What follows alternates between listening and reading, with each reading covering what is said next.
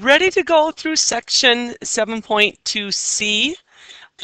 This one is going to focus on secant and tangent values or functions inside our trig integrals.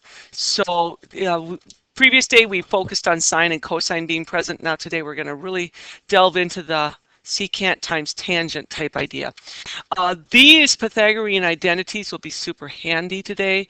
It allows us to convert like tangent squared into secant squared minus 1. Those will be very helpful. If you like guidelines, I think these are very good. They're very concise. It talks about the powers of things.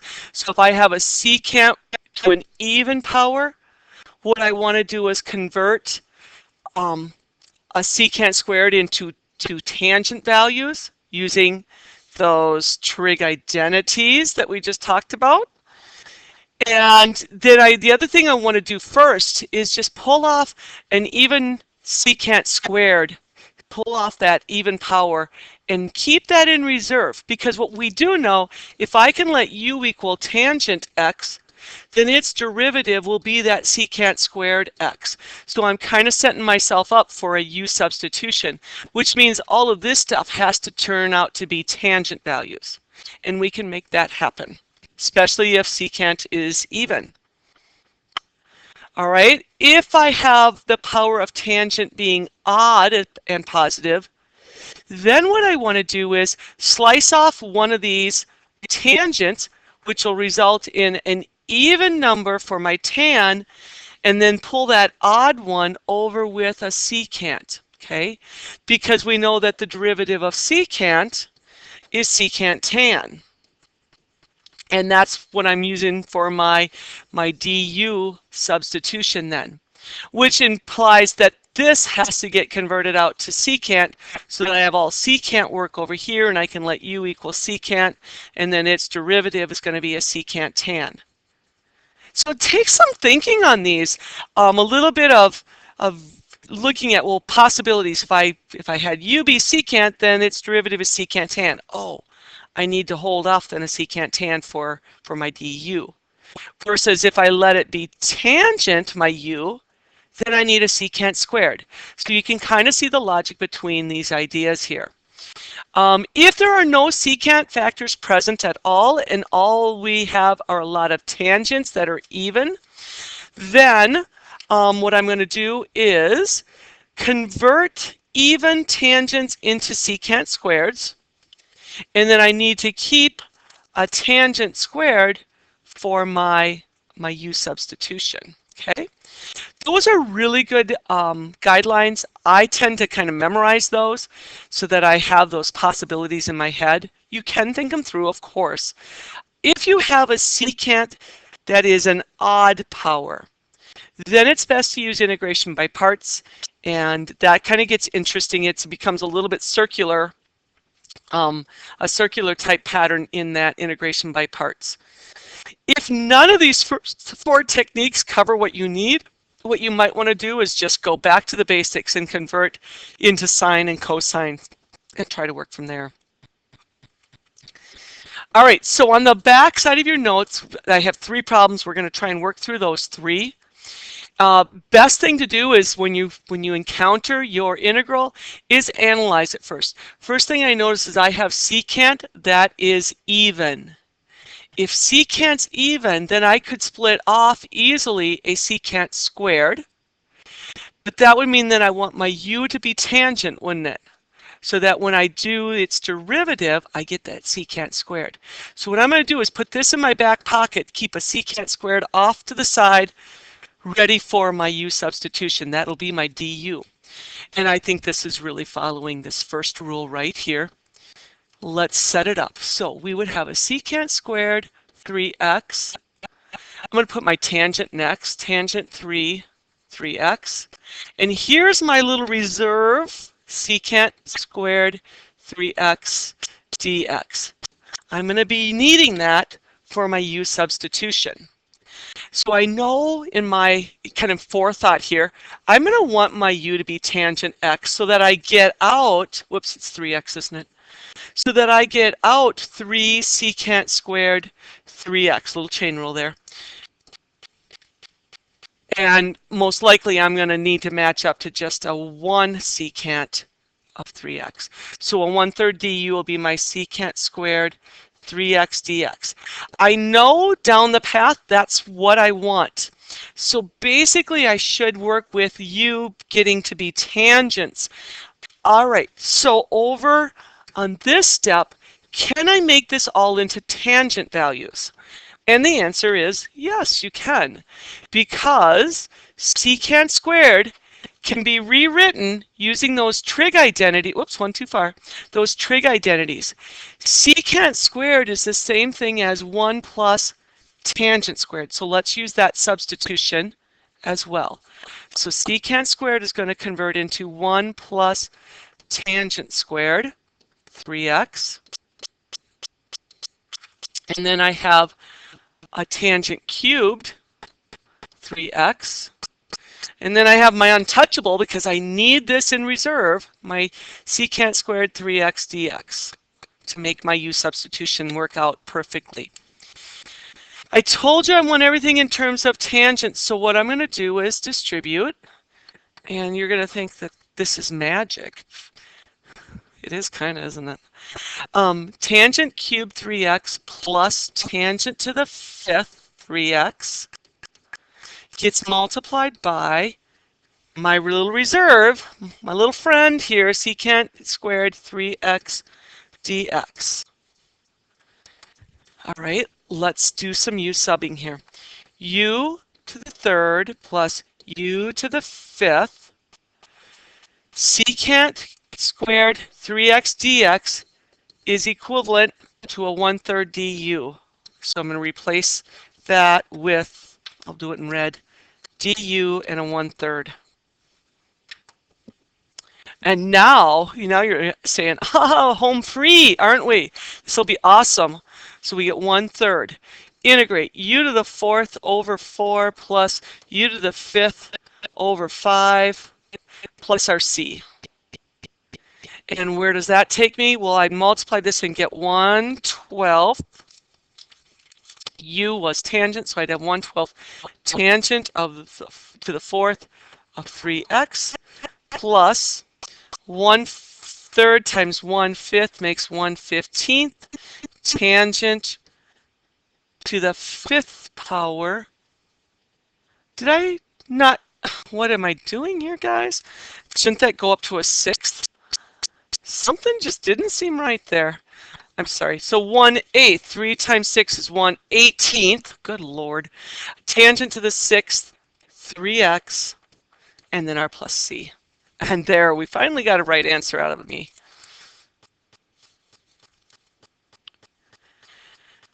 The next one is all even, isn't it? I have a tangent to the 4th. So I'm thinking in my head, what if I break this apart and do tangent squared x, tangent squared x? Whose derivative gives me tangent squared? Nobody's, right? Nobody's does that. If I went secant squared minus 1 instead of tangent squared, would that be helpful? Well, the derivative of tan is secant squared. Well, that seems useful, doesn't it? Okay, I think we're headed in the right direction. Look over here at the rules list. It says if the power of tangent is odd. No, we don't have that scenario, do we? Ooh, if we have no secant factors, that's true. We don't have secant factors.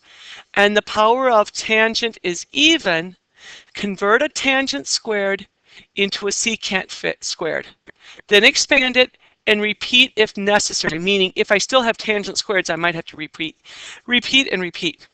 So let's proceed. We've already kind of started talking this one through, so I'm just going to play off of what we already had established here, because we were headed in the right direction. It said break them apart, get a tangent squared, convert it to a secant squared. Let's distribute. And I know this is a bounded function, but for right now, I really just need to focus on getting the antiderivative. Then I'll worry about my bounds. If I distribute, I'm also going to get a, let's see, it'll be a minus tangent squared x dx. Well, you know what? I'm loving this first piece because if I make this my u, then the derivative of tangent is secant squared, and I have my du present there. So that one, it does not worry me.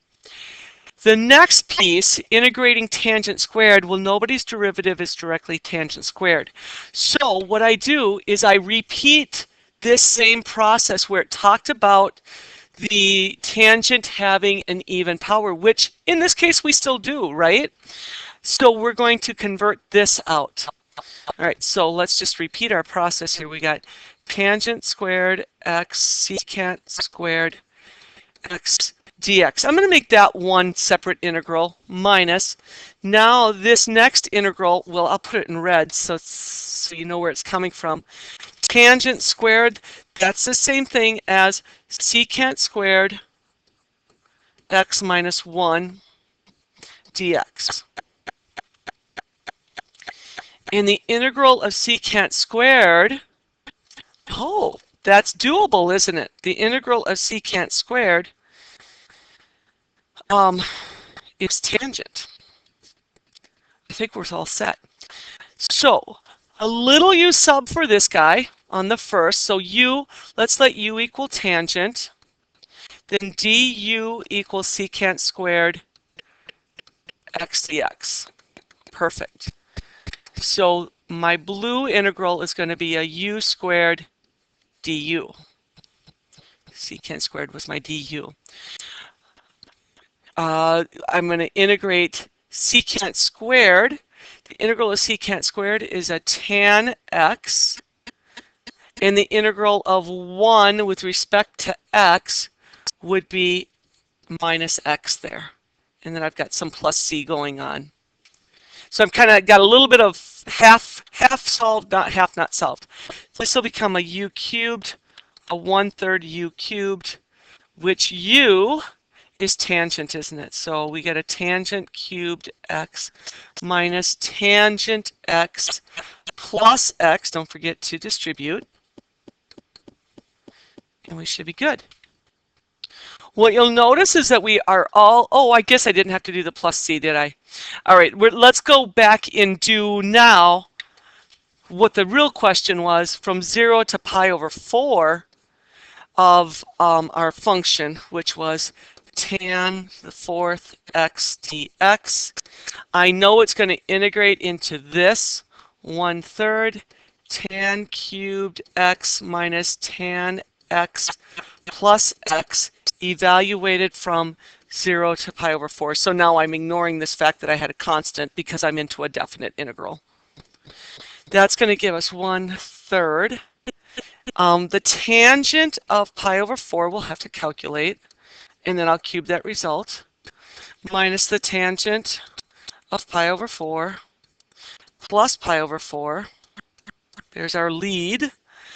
That's like our f evaluate at pi over 4, isn't it? Minus, now we're doing our f evaluating 0. 0 goes in.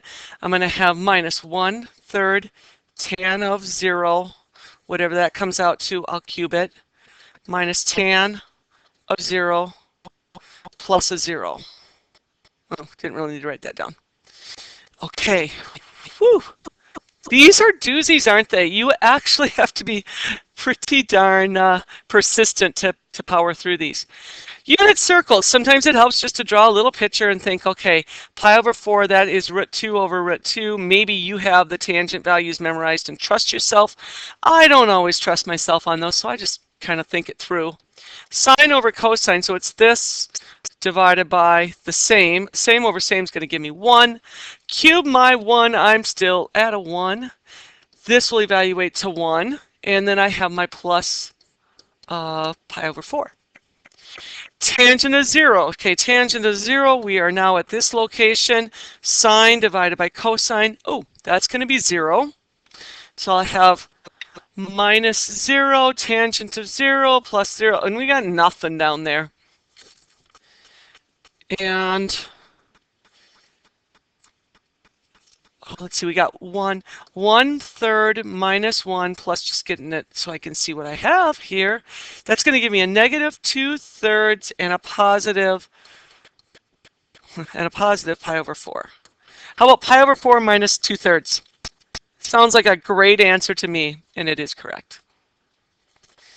That was a long problem. Those tangents, when they're even, can become a lot of work because you do this splitting off. Just think if we'd started with tangent to the 6th, I would have had a split off again and again on that. I'm trying to see where we split off. Yeah, so remember we converted a tangent squared. If this had been 6, I would have had 4 of these here somewhere. Somewhere I would have had 4. Then I would have had to do another split into a tangent squared x and another tangent squared x, and it just becomes super long. You can get to the answer, you just have to be persistent. And then this last one says, for integrals involving powers of cotangent and cosecant, you can follow a similar strategy to those used for powers of tangents and secants. Also, when integrating trigonometric functions, remember that sometimes it can be helpful just to convert the whole thing into sine and cosine, which is what we're going to do on this one. I know a lot of these talked about even and positive exponents. Well, in this case, you know, my exponent would actually be a -2 for that tan. So the rules just don't apply so well. So if all else fails, you know, go back to the basics.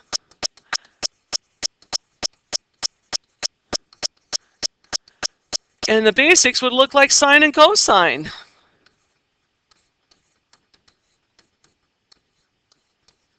See if we can kind of unstick ourselves on that. So do some conversions here.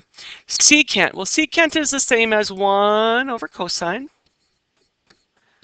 And tangent, I guess, you know what I probably would have done first, guys? I'm kind of jumping the gun. Maybe I would have said, what if I let u be tangent? Well, the derivative of tangent is secant squared, which I don't have present. So I knew u sub wasn't a good option. I did kind of run that through my brain first before going into this scenario. So I have 1 over cosine for secant. Tangent is sine squared x over cosine squared x. So we have fraction over a fraction. And we know that that allows us to work with multiplying by the reciprocal of our denominator, 1 over cosine x, our numerator. Let's flip over our fraction. We'll have cosine squared x over sine squared x. And you can see we're going to get a cancellation of cosine there. So let's reduce the cosines. That's going to give me an integral that has a cosine over a sine. Do you see something happening here? I hope there's a smile on your face right now, because let's let our u equal sine. You know, often it is the denominator that you're going to have to look to allow that to be the u. And in this case, it looks like that's going to be quite favorable for us. So if I let u equal sine, then du becomes cosine dx. Sweet. That's a perfect scenario for us. So what do I have? I replace sine with u, so it becomes 1 over u squared. And my cosine x dx becomes the du, doesn't it? It gets replaced with du. All right, if you aren't good integrating with things in the bottom, let's just rewrite it. With that negative exponent. Now, add a power. Okay, that's going to be a u -1. Divide by that new power, which is like multiplying by the same number there, plus our c. It wasn't definite, was it? No. Final answer, -1 over u, which is a sine of x plus c. All right, you guys, give it a shot for homework. The homework is, what's about 6, 7 problems? Oh, maybe 8. 8 problems there. I would definitely have my notes and refer to all this goodness here as you go through. because it really does a nice job of talking about the different scenarios and giving you advice of what to try. Okay, good luck. Thanks for tuning in.